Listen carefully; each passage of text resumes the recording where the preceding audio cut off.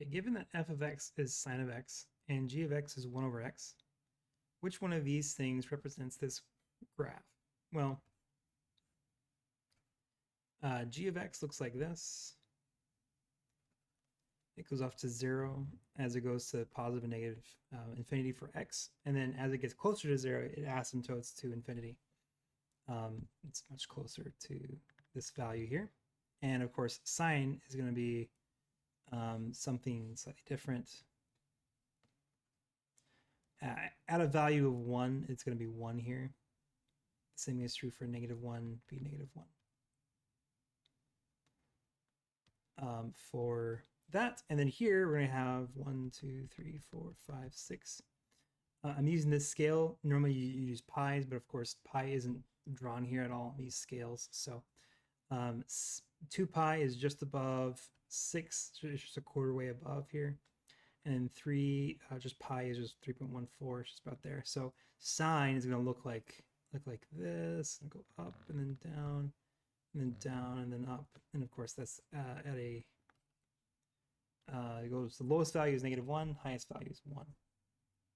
Okay, so first off, we can see that if we were to divide by f of x, we have 0 here, which means there should be an asymptote right here about 3.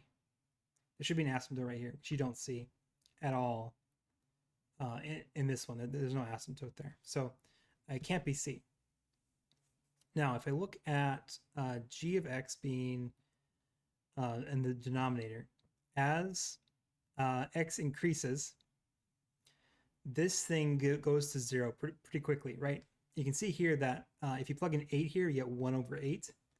And a division by 1 over 8 here is going to be the same thing as multiplication by 8.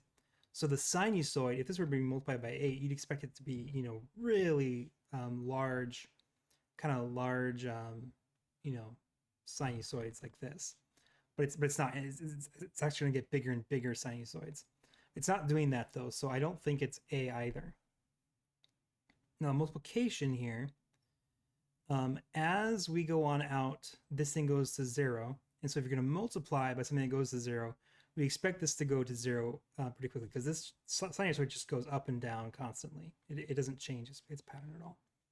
But what happens is as we get out to here, right, you should be multiplying by 1 over 8, right? You plug 1 in there, you get 1 over 8. 1 over 8 times sine should be very, very small. But this looks to be like it's just at +1 still. Looks like it hasn't been changed at all. So I don't think the multiplication is happening.